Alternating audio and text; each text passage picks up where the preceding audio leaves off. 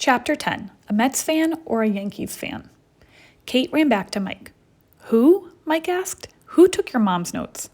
Rocco Sampson, Kate said. But we already ruled him out, Mike said. He has an alibi, remember? He was doing errands with his boss. Kate shook her head and smiled. Nope, he had an alibi, she said. I just figured it out when we heard what he was saying. They didn't suspect anything. It made me think. Then I realized his alibi didn't fit any longer. What do you mean? Mike asked. We thought the thief was the same person who left the note for us at the Cyclones game, Kate said. But my dad left the note for us. So the person who stole my mom's notes didn't need to be at the Cyclones game. Mike nodded. So even though Rocco was running errands until 2 o'clock, he could have been back at the Mets Stadium in time to break into the press box at 3 o'clock, he said. And I think that means we should pay a little visit to the home run apple during tomorrow's game, Kate said. It sounds like Rocco has something planned for the third inning. It's called the Whispering Gallery, Mr. Hopkins said the next day. Mike, Kate, and Mr. Hopkins were sitting in front row seats at the Mets Stadium for the final Subway Series game. It's a grand central secret. When you speak into an arch pillar, the sound gets bounced along the top of the arch, and the person on the other side is able to hear what you say. I'm glad you discovered it. I could use one of those when we're taking a test in school, Mike said. I could turn around and whisper the question, and Kate could whisper the answer back to me. Mr. Hopkins laughed. I don't think that would be a great way for you to learn, Mike, he said. It's better to take a test by yourself. I know, he said, but it would be a fun way to pull a prank on Mr. Lesh. I don't think there's any place you could whisper here and be heard, Kate said. She was right. It was the bottom of the second inning of the final Subway Series game, and both the Yankees fans and the Mets fans were going crazy. Whichever team won that night would win the series. Neither team had scored yet, but the Mets had one runner on base. Waleed Abdul-Dadi, the Mets shortstop, stepped up to the plate. Go Waleed, Kate shouted. He had hit safely in each of the last 10 games. The first 2 pitches were high and outside. Waleed didn't swing at either, but the third pitch looked perfect. Waleed unleashed his powerful swing. Whap! The ball flew high into the air. Waleed took off for first base.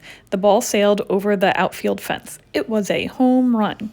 Waleed rounded first and ran for second. As he passed second, the other runner crossed home plate for a run. Then Waleed did, stomping on home plate as he scored. Here comes a home run apple, Mike said. He pointed to center field. Unlike 2 days ago, the apple was bright red and had a colorful Mets logo on its front. Looks like no one messed around with it today, Kate said. She snapped a picture of it on her phone. When she sat back down, Mike nudged her with his elbow. Now, he whispered. No, not yet, Kate said. Let's wait until the end of the inning. I'll ask my dad then. Okay, Mike said. Can I see the card he gave us? Kate reached into her pocket and pulled out Rocco's business card and handed it to Mike. Mike flipped the card over. Okay to visit. The message on the back read, with Rocco's signature below. The looping scrawl of the signature caught his eye. He studied the capital letter S. Then he pulled out his phone and found the picture he had taken of his signature in the visitor's book at Yankee Stadium. Mike scrolled up a little to see the signatures above his. Then he zoomed in and glanced at the back of the business card. The swirly letter S's matched. Rocco Sampson, he said. What was Rocco doing at the Yankees business office? What? Kate asked. Mike handed her his phone and the business card. Look at the signature a few lines above mine, he said. They're exactly the same. Kate stared at the visitor's log and the card. Rocco Sampson was in the Yankees office, she asked. But why? Mike smiled. He reached over and zoomed in on the right side of the photo. Under the column of the form that said, Reason for Visit, Rocco had written, Interview. Because he was interviewing for a job, Mike said. He probably stayed for the game after. That's why we saw him at Grand Central. But he works for the Mets, Kate said. He's a Mets fan. He's not a real Mets fan. He's a Yankees fan, Mike said. That's why he was wearing the Yankees hat with his Mets jersey. Kate shrugged. Maybe that's okay, she said. There's no law against being a Yankees fan. But it's not okay to ruin the Mets home run apple, Mike said. I'll bet he's the one who painted the pinstripes to support the Yankees. But I don't know why he would have taken your mom's notes. We have a lot to investigate, Kate said.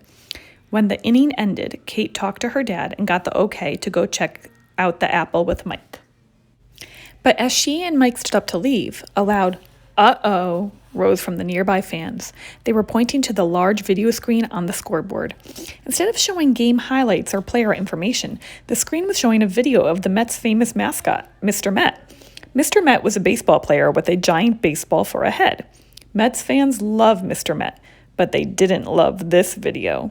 Loud choruses of boos rose up from the crowd. A smattering of Yankees fans cheered, but they were drowned out by the Mets fans' negative reactions. Streaming across a giant scoreboard screen were videos of a Mr. Met bobblehead toy encountering trouble. The first video showed Mr. Met falling out of a tree and smashing to pieces. The second video showed Mr. Met being covered by teddy bears with Yankees jerseys. The third video seemed to show a New York Yankees sock monkey dropping Mr. Met in a toilet.